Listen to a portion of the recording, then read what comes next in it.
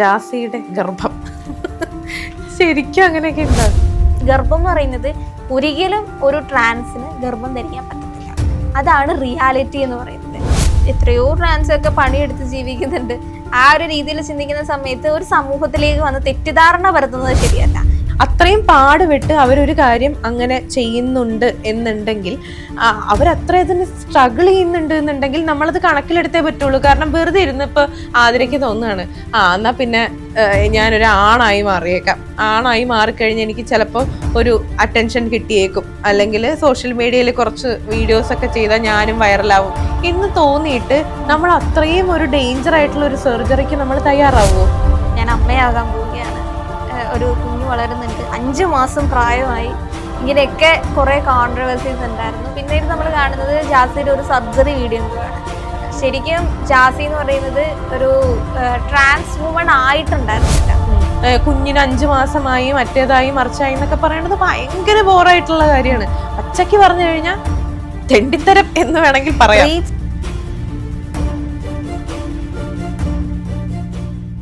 പോപ്പിൻസിന്റെ പുതിയൊരു എപ്പിസോഡിലേക്ക് സ്വാഗതം. ഇന്ന് നമ്മൾ ചർച്ച ചെയ്യാൻ പോകുന്നത് ജാസിയുടെ ഗർഭം. ശരിക്കും അങ്ങനെയൊക്കെ ഉണ്ടോ? ജാസിയുടെ ഒരു ഗർഭമായിരുന്നു കുറേ കാലമായിട്ട് സോഷ്യൽ മീഡിയ കണ്ടുകൊണ്ടിരിക്കുന്നത്. ജാസി മീഡിയയോട് വന്ന് പറയുന്നു, ഞാൻ അമ്മയാകാൻ പോവുകയാണ്, ഒരു കുഞ്ഞു വളരുന്നുണ്ട്, 5 മാസം പ്രായമായി, ഇങ്ങനെയൊക്കെ കുറേ കോൺട്രവേഴ്സീസ് ഉണ്ടായിരുന്നു. പിന്നീട് നമ്മൾ കാണുന്നത് ജാസിയുടെ ഒരു സർജറി വീഡിയോ ആണ്. ശരിക്കും ജാസി എന്ന് പറയുന്നത് ഒരു ട്രാൻസ് വുമൺ ആയിട്ടുണ്ടായിരുന്നില്ല. ആദ്യകാലങ്ങളിലൊക്കെ ഞാൻ കണ്ടിട്ടുള്ളത് ജാസി എന്ന് പറയുന്നത് ഗേ കപ്പിൾസ് ആയിട്ടാണ്. കുറേ കാലം അങ്ങനെ തന്നെയായിരുന്നു കേട്ടിട്ടുണ്ടായിരുന്നത്. പിന്നീട് ഒരു സമയത്തേക്കാണ് പെട്ടെന്നൊരു ട്രാൻസ്ഫോർമേഷനൊക്കെ ആയിരുന്നു ജാസിക്ക് ഉണ്ടായത്. പിന്നീടാണ് പെട്ടെന്ന് മേക്ക് ഓവറുകൾ കാണുന്നതും ഒരു സ്ത്രീ വേഷത്തിലേക്ക് ജാസി പൂർണ്ണമായി കടക്കുന്ന ഒരു രീതിയൊക്കെ കണ്ടത്. പിന്നീട് കാണുന്നത് ജാസിയുടെ ഗർഭമാണ്. അപ്പോൾ ഒരുപാട് കമൻറ്റ് ബോക്സിലാണെങ്കിൽ സംശയം, ഒരു ട്രാൻസ് ആവുന്ന അങ്ങനെ ഒരാൾക്ക് പ്രസവിക്കാൻ പറ്റുമോ? ഇത് ടെസ്റ്റ് ട്യൂബ് ശിശുവാണോ? എന്താണ് ഉദ്ദേശിക്കുന്നത് ഒരു തെറ്റിദ്ധാരണ പൊതുവെ പരത്തിയിട്ടുണ്ടായിരുന്നു. ഒരുപാട് ആൾക്കാർ റിയാക്ട് ചെയ്യുന്നത് കണ്ടു. ശരിക്കും ജാസി ചെയ്തിട്ടുള്ളത് ഒരു ട്രാൻസ് വുമണിലേക്ക് വരാൻ വേണ്ടിയിട്ടുള്ള ഒരു സർജറിയാണ്. ഡൗൺ സർജറി എന്നാണ് അതിന് പറയുന്ന ഒരു പേര്. എന്ന് വെച്ചാൽ അവരുടെ ലൈംഗിക അവയവം മാറ്റിയിട്ട് സ്ത്രീയെ പോലുള്ള ഒരു അവയവം വെക്കുക എന്നുള്ളൊരു രീതിയാണ്. അത് അത്യാവശ്യം നല്ല ഒരു പ്രോസസ്സാണ്, കുറേ സമയം എടുക്കുന്ന ഒരു കാര്യമാണ്. കാരണം അനന്യ ഇഷ്യൂവിനകത്തിൽ നമ്മൾ കണ്ടിട്ടുണ്ടായിരുന്നു, ഭയങ്കര റിസ്ക് ഉള്ളൊരു ഫാക്ടറാണ്. പിന്നെയും കുറേ ഹോർമോണുകളൊക്കെ എടുത്താണ് ഇവർക്ക് പറയുന്ന സ്ത്രീയിലെ ഒരു ഫിസിക്കൽ നേച്ചറിലേക്ക് പൂർണ്ണമായി എത്താൻ പറ്റുന്നുള്ളതാണ് സത്യാവസ്ഥ. അപ്പം ഇവര് അധികം നാളൊന്നും ജാസിയുടെ അത് കണ്ടില്ല ഹോസ്പിറ്റലൈസ്ഡ് ആയത്. മിനിമം 1 മാസം എന്തോ ആണ് ഈ പറയുന്ന സർജറിയുടെ ഒക്കെ ഒരു റൂട്ട് ഇങ്ങനെ പോകുന്നത്. പെട്ടെന്ന് അതാണെന്ന് തോന്നുന്നു കൂടുതലായിട്ടും ഇതിലൊരു സംശയം വരാനുള്ള ഒരു കാര്യം. ഇതിനു മുമ്പുള്ള എല്ലാ ട്രാൻസുകളാണെങ്കിലും അവരുടെ സർജറികളെ പറ്റിയിട്ടൊക്കെ വന്ന് പറയുന്ന സമയത്ത് ആ പെയിനൊക്കെ കേൾക്കുന്ന സമയത്ത് ഇവർക്ക് ഇതിൻ്റെ ആവശ്യം ഉണ്ടോ എന്ന് പോലും സംശയിച്ചിട്ടുണ്ട്. ഞാൻ കണ്ടിട്ടുള്ളത് ദയാഗായത്രി ഇതിനെപ്പറ്റി വന്ന് പറയുന്നുണ്ട്. നമുക്കൊക്കെ അറിയാമല്ലോ, ഇപ്പോൾ ഒരു 3-4 ദിവസമൊക്കെ പീരീഡ്സ് ബ്ലഡിൻ്റെ ഒരവസ്ഥ നമുക്ക് അറിയാമല്ലോ. ദയാഗായത്രിയുടെ ഞാൻ കേട്ടിട്ടുള്ളത് 1 മാസത്തോളം പാഡ് വെക്കേണ്ട അവസ്ഥ വന്നിട്ടുണ്ടായിരുന്നു എന്നൊക്കെ കേട്ടിട്ടുണ്ട്. അനന്യയുടെ ആണെങ്കിൽ പാഡ് വെക്കാതിരിക്കാൻ ഒരു അവസരം പോലും ഉണ്ടായിരുന്നില്ല. എന്ന് വെച്ചാൽ ഫുൾ ടൈം ഒരു 24 hours ബ്ലീഡിങ് തന്നെ.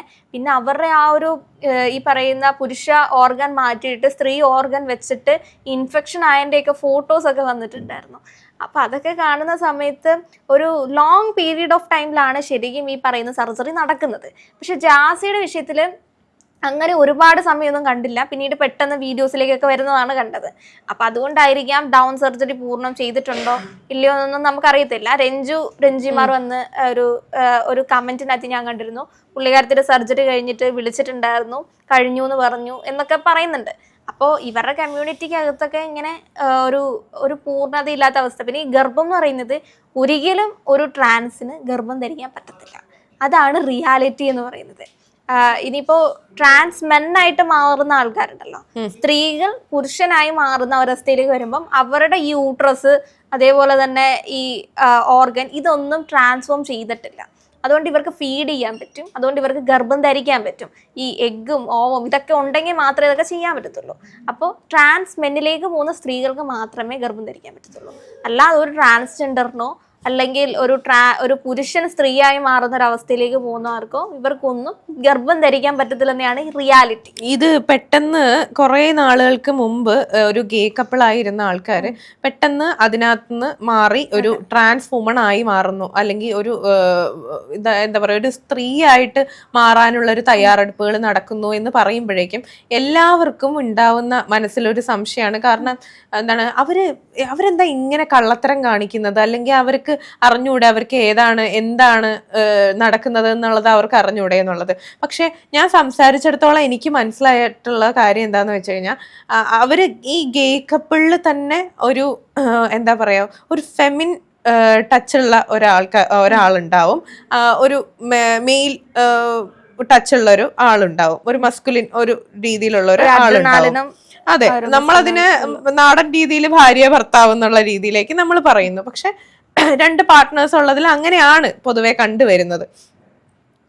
അപ്പോൾ മൊത്തത്തിൽ പറഞ്ഞു കഴിയുമ്പോഴേക്ക് ഈ ഫെമിൻ ടച്ച് ഉള്ള ആള് ശരിക്കും പറഞ്ഞു കഴിഞ്ഞാൽ അവരുടെ ഉള്ളില് ചിലപ്പോൾ അതിന്റെ എക്സ്ട്രീം വേർഷൻ ഉണ്ട് എന്നുണ്ടെങ്കിൽ അവരൊരു ട്രാൻസ് വുമൺ ആയി മാറാനായിട്ടുള്ള ഒരു ചാൻസ് വളരെ കൂടുതലാണ്. കണ്ടുവന്നതിലൊക്കെ അങ്ങനെ ഒരു സംഭവം ഉണ്ട്. പക്ഷെ ഇപ്പോഴും ഗേ കപ്പിൾസ് ആയിട്ട് ആണിന്റെ എന്താണ് ആണ് എന്നുള്ള രീതിയിലേക്ക് ആണ് എന്നുള്ള രീതിയിലേക്ക് നിൽക്കുന്ന ആൾക്കാരും ഉണ്ട്. ഇപ്പോഴും 2 ആണുങ്ങൾ തന്നെയായിട്ട് നിൽക്കുന്ന ആൾക്കാരും ഉണ്ട്. അവരൊരിക്കലും അതിനകത്ത് ഒരാള് പെണ്ണായിട്ട് മാറാൻ ആഗ്രഹിക്കുന്നവരോ അങ്ങനെ ഒന്നുമല്ല. അപ്പൊ നമ്മളിത് നോക്കി കഴിയുമ്പോഴത്തേനും ഇപ്പൊ നിവേദ ആന്റണി, അപ്പം നിവി ആണെങ്കിൽ നിവി നേരത്തെ ഗേ ആയിരുന്നു. അതിന് ഞാൻ ആ ഒരു സമയത്ത് കണ്ടിട്ടുള്ളതാണ് നിവിനെ, അതായത് ഒരു ആണായിരുന്ന സമയത്ത് നമ്മൾ കണ്ടിട്ടുള്ളതാണ്. അതുപോലെയാണ് സംസാരവും കാര്യങ്ങളും ഒക്കെ അതുപോലെ തന്നെയാണ്. അതിനുശേഷം പെട്ടെന്ന് ഒരു ഫീമെയിൽ ഒരു ഇതിലേക്ക് വന്നു കഴിഞ്ഞപ്പോൾ എനിക്ക് ആക്ച്വലി ആ ഒരു പ്രോസസ്സ് എനിക്ക് ഭയങ്കര സന്തോഷം തോന്നി. കാരണം ഓക്കെ, അത് ഇങ്ങനെ ആയിരുന്നു ഉള്ളിലുണ്ടായിരുന്നത്, അത് അറിയാനായിട്ട് കുറച്ച് സമയം എടുത്തു. ഇപ്പോഴാണെങ്കിൽ അറിഞ്ഞ അവള് ഹാപ്പി ആയിട്ട് ജീവിക്കുന്നു എന്നുള്ള രീതിയിലേക്ക് മാത്രമേ എനിക്ക് തോന്നിയിട്ടുള്ളൂ. ഈ സെക്ഷുവാലിറ്റിക്കകത്ത് വരുന്ന ഡൗട്ടാണ് പ്രധാന വിഷയം. അതെ അതെ അതെ. ഇപ്പൊ ഈ പറയുന്ന ജാസിയുടെ ആണെങ്കിലും നിവേദിന്റെ ആണെങ്കിലും ഇവരുടെ 2 പേര് എനിക്ക് അത് തന്നെയാണ് തോന്നിയിട്ടുള്ളത്. കാരണം ഇവരൊരു നോർമൽ ലൈഫ് നയിച്ചുകൊണ്ടിരുന്ന ആൾക്കാരാണ്. ആദ്യത്തെ ഗേ കപ്പിളായിട്ട് എനിക്ക് അറിയാവുന്നത് നിവേദ് അവരെ തന്നെയാണ്. അപ്പൊ അതിനുശേഷം ഫസ്റ്റ് ഗേ കപ്പിൾ നമ്മൾ കാണുന്നു. അത് കഴിഞ്ഞ് ഫസ്റ്റ് ഈ പറയുന്ന രീതിയിൽ ഫെമിനൈൻ കപ്പിൾസിനെ നമ്മൾ കാണുന്നു, ലെസ്ബിയൻ കപ്പിൾസിനെ നമ്മൾ കാണുന്നു. അപ്പോൾ ഇവരെ സംബന്ധിച്ച് ഇവർക്കൊരു പുരുഷനോട് അട്രാക്ഷൻ തോന്നുന്ന സമയത്ത് ഗേ ആണ് എന്നൊരു രീതി, അല്ലെങ്കിൽ ഞാൻ പുരുഷനാണ് അവനും പുരുഷനാണ്, എനിക്ക് സ്ത്രീയിലേക്ക് മാറാനുള്ള ഒരു അവസ്ഥ അല്ലെങ്കിൽ അതുകൊണ്ടാണെന്നുള്ളത് നമ്മൾ തിരിച്ചറിയുന്നില്ല. അപ്പൊ പെട്ടെന്ന് ഗേ കപ്പിളായി മാറുന്നു. പിന്നീട് ചിത്ര പറഞ്ഞ പോലെ തന്നെ ഏതെങ്കിലും ഒരു മൊമെന്റ് എത്തുമ്പോഴാണ് എനിക്ക് ഈ പറയുന്ന രീതിയിൽ പുരുഷന്മാർ ഇഷ്ടപ്പെടുന്ന കാര്യങ്ങളെക്കാട്ടിലും എനിക്ക് സ്ത്രീകൾ ഇഷ്ടപ്പെടുന്ന ഫാക്ടേഴ്സ് ആണ് കൂടുതൽ ഇഷ്ടം.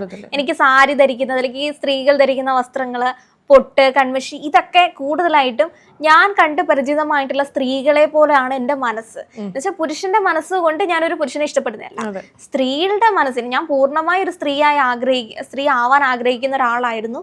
ആ ആളിൽ നിന്നാണ് എനിക്കൊരു പുരുഷനെ ഇഷ്ടം. അങ്ങനെ ഒരു മൊമെന്റ് എത്തുമ്പോൾ ഇവരുടെ സെക്ഷുവാലിറ്റി തിരിച്ചറിയുന്നു. അങ്ങനെ വീണ്ടും ഇവർ പൂർണ്ണമായ ഒരു പൂർണ്ണതയിലേക്ക് എത്താൻ വേണ്ടിയിട്ട് അവരുടെ ഓർഗൻ പല ട്രാൻസും പറയുന്ന കേട്ടിട്ടുണ്ട്.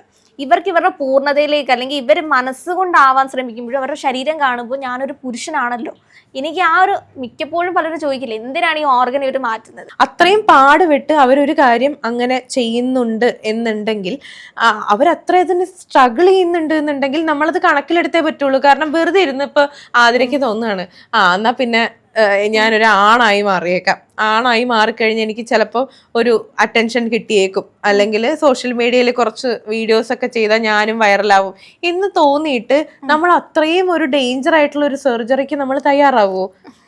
നമ്മുടെ ജീവൻ നമ്മൾ അങ്ങനെ കൊടുക്കാൻ വേണ്ടിയിട്ട് നമ്മൾ തയ്യാറാവൂ? അല്ല, ഇപ്പോഴും പലരും പറയുന്നത് ഈ ട്രാൻസ് മെന്നായി മാറുന്നതിനെ പറ്റി ഞാൻ കേട്ടിട്ടില്ല. അങ്ങനെ ട്രാൻസ് വുമൺ ആയി മാറുന്നത് ഈ പറയുന്ന രീതിയിൽ സെക്സ് വർക്കിന് വേണ്ടിയിട്ട് ഇറങ്ങാൻ വേണ്ടിയിട്ടാണ്. അല്ലെങ്കിൽ സെക്സ് വർക്കിന് കൂടുതലായിട്ട് നിങ്ങൾക്ക് അവസരമുള്ളത് പൂർണ്ണമായൊരു ഈ പറയുന്ന മെയിൽ ഓർഗൻ ഒഴിവാക്കിയിട്ട് ഇവർ ഈ സർജറി ചെയ്യുന്നത് തന്നെ സെക്സ് വർക്കിന് വേണ്ടിയിട്ടാണെന്ന് പറയുന്നത് കേട്ടിട്ടുണ്ട്. സെക്സ് വർക്ക് ചെയ്യുന്ന ബോയ്സും ഉണ്ട്.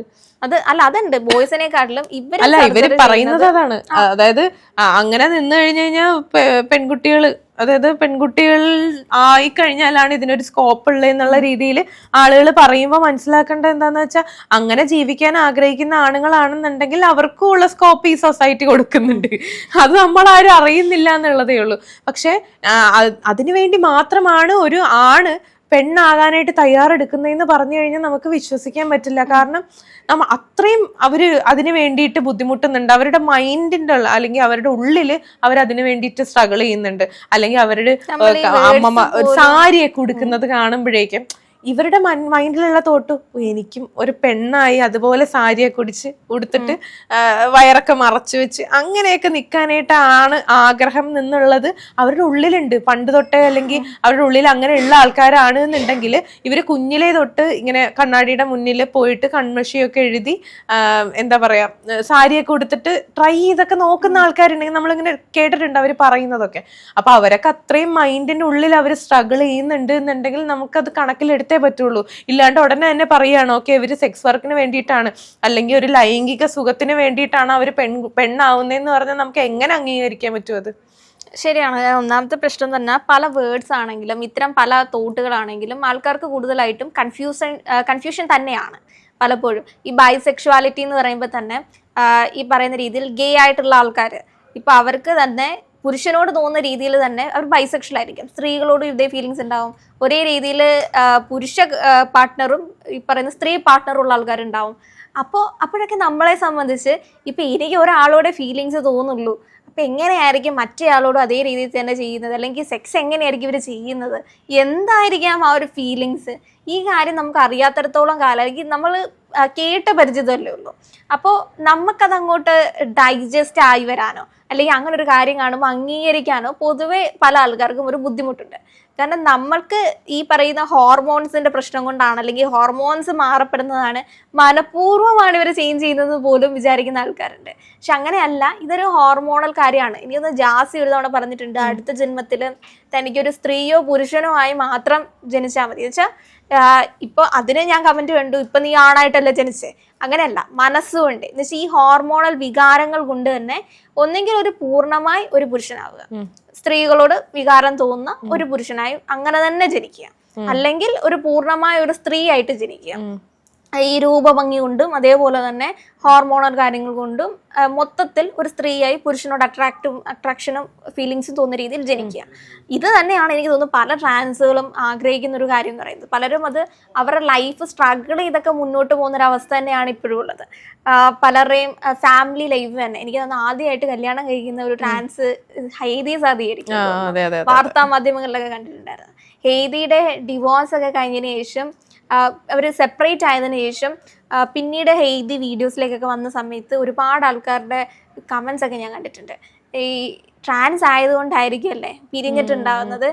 ഈ ഒരു കൺഫ്യൂഷൻ ഇപ്പോഴും ഉണ്ട്. എങ്ങനെയായിരിക്കും ഇവർ ഫാമിലി ലൈഫ് സക്സസ് ആയിട്ട് പോകുന്നത്? ഫാമിലി ലൈഫിനെക്കാട്ടിലും ഉൾപ്പെടെ അവർ ബെഡിൽ എങ്ങനെയായിരിക്കും എന്ന് അറിയാൻ വേണ്ടിയിട്ടാണ് ആകാംക്ഷ ഇവർക്ക് എല്ലാവർക്കും കൂടുതൽ. ഇപ്പം നമ്മൾ ജാസിയുടെ കാര്യം പറഞ്ഞു കഴിഞ്ഞാൽ ജാസിയുടെ കാര്യത്തിൽ ഇപ്പൊ ജാസി ആ ഒരു ട്രാൻസ്ഫോർമേഷൻ നടത്തിയത് കൊണ്ടിട്ട് എനിക്ക് അതിനകത്ത് പ്രത്യേകിച്ചൊന്നും തോന്നിയില്ല. കാരണം അത് അവരുടെ ആവശ്യമായിരുന്നു, അവരങ്ങനെ ചെയ്തു, അവരെന്താന്ന് വെച്ചാൽ കാണിക്കട്ടെ. പക്ഷെ ഈ ഗർഭം അത് ഇതെന്നൊക്കെ പറഞ്ഞിട്ട് ഇങ്ങനെ കാണിക്കുമ്പോഴേക്കും നമുക്കതൊന്നും അത്ര ദഹിക്കില്ലാത്ത കാര്യമാണ്. കാരണം ഓക്കെ നമുക്കറിയാം ഇതിങ്ങനെ പറ്റുള്ളൂ അല്ലെങ്കിൽ ഇതിന് ഇങ്ങനെ ഒരു പോസിബിലിറ്റി ഉള്ളൂ എന്നുള്ളത്. അതേസമയമൊക്കെ അവർക്ക് അഡോപ്റ്റ് ചെയ്യാനായിട്ടുള്ള ഓപ്ഷൻസും കാര്യങ്ങളൊക്കെ ഉണ്ടാവുമായിരിക്കും, അല്ലെങ്കിൽ വേറെ എന്തെങ്കിലുമൊക്കെ ഓപ്ഷൻസും കാര്യങ്ങളും ഉണ്ടായിരിക്കാം. പക്ഷെ സോഷ്യൽ മീഡിയയിൽ കൂടെ നമ്മൾ എന്തെങ്കിലുമൊക്കെ വിളിച്ചു പറയുമ്പോൾ അത് ആൾക്കാരെ പറ്റിക്കുന്ന രീതിയിലേക്കാകെ വരുന്നത്. തിരിച്ചു നിൽക്കുന്ന ആൾക്കാരൊക്കെ നമ്മളും ചോറ് തന്നെയാണ് ഉണ്ണുന്നത്. നമുക്കും അറിയാം ഏതൊക്കെ കാര്യങ്ങൾ നമുക്ക് പോസിബിൾ ആണ് എന്നുള്ളത് നമുക്ക് വളരെ വ്യക്തമായിട്ട് അറിയാം. പക്ഷെ ഇത് സർജറി ചെയ്തതിന്റെ ഭാഗമായിട്ട് ഇത് കുഞ്ഞിന് 5 മാസമായി മറ്റേതായി മറിച്ചായി എന്നൊക്കെ പറയുന്നത് ഭയങ്കര ബോറായിട്ടുള്ള കാര്യമാണ്.